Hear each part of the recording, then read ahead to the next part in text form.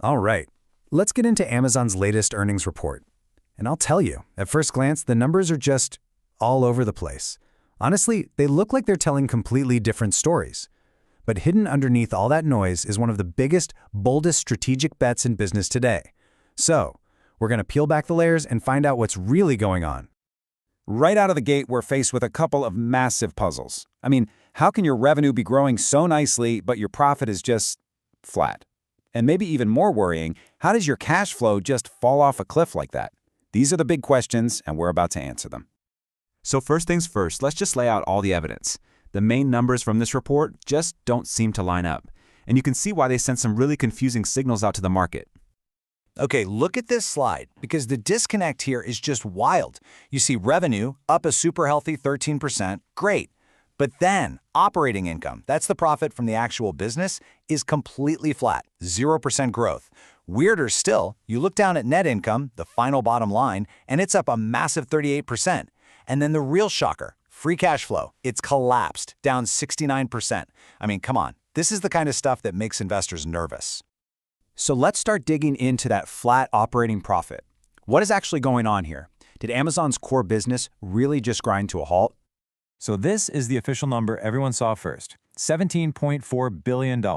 Now, that's a huge number, for sure, but it was way below what Wall Street was expecting. It really sent a bit of a shockwave out there, making it seem like the business wasn't getting any more profitable, even though it was getting bigger. But here's the twist. That reported profit number, it was being artificially pushed down.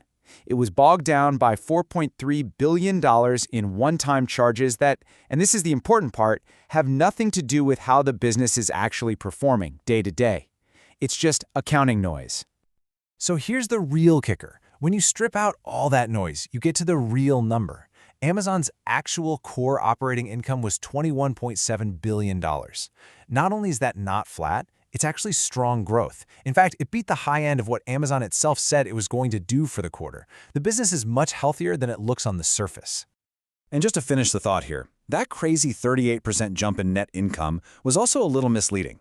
It got a huge artificial boost from a $9.5 billion gain on paper from their investment in the AI company Anthropic. You know, it's great, but it's kind of like winning the lottery. You can't count on that every quarter. So the number to focus on is that strong $21.7 billion in core profit. Okay, mystery number one solved. The core business is strong. But that makes this next puzzle even weirder. That massive collapse in free cash flow. Seriously, where did all the money go? Now this is the number that would make any investor's stomach drop. You know, free cash flow is what we look at to see if a company is actually generating cash. So when you see a drop this big, well, that's a huge red flag that needs a very, very good explanation. And this chart just lays the mystery out perfectly. That bar on the left, operating cash flow, is an incredibly strong $130.7 billion. That's the cash the business is pulling in. But then look at the bar on the right, free cash flow. It's tiny in comparison. So what's happening in that giant gap between them? The answer is one thing: capital expenditure, or CAPEX. So think of it like this.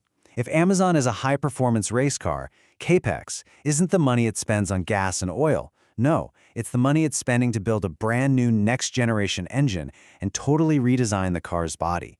It's a massive upgrade designed to win races for years to come. And the scale of this upgrade is just staggering.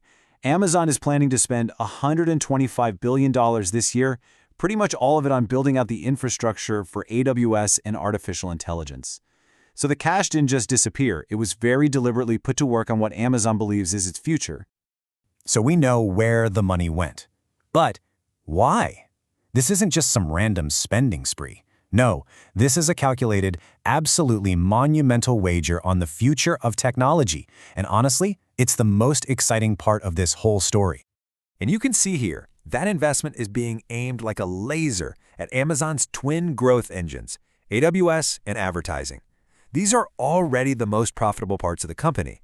Demand for AI is already stoking that fire, and now Amazon is basically pouring jet fuel on it. And you know what? We don't even have to guess if it's working. The CEO, Andy Jassy, gave us this incredible data point on the earnings call. Their own custom AI chip business, Trainium2, is exploding. It's growing 150% in a single quarter. This is hard proof that all that massive spending is already turning into real, high-growth revenue. So now that we've kind of cracked the code on these numbers, we can see the whole story in a new light. What started as confusion now looks like a much clearer and, frankly, much more profound strategy. So here's the big takeaway. The main risk for Amazon right now isn't about whether its core business is healthy. We've seen that it's strong. The real question, the $100 billion question, is all about this monumental bet on AI. Will it pay off? The upside could be dominating the next era of tech. The downside, a massive, massive misstep if they get it wrong.